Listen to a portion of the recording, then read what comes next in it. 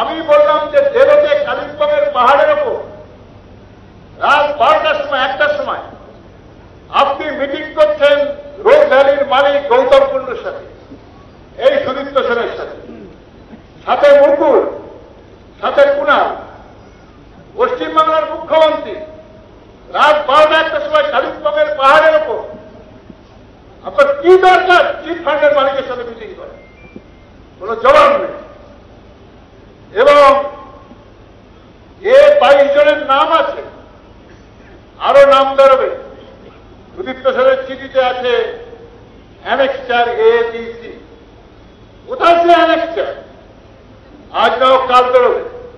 আমি এই মিটিংয়ে বলছি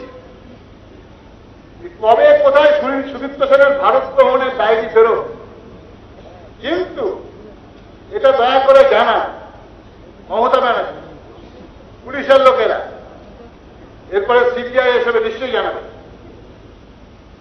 7 তারিখ, 8 তারিখ, 9 তারিখ, 10 তারিখ দিল্লির অশোকা হোটেলের সামনের হোটেলের নাম হোটেল সম্রাট।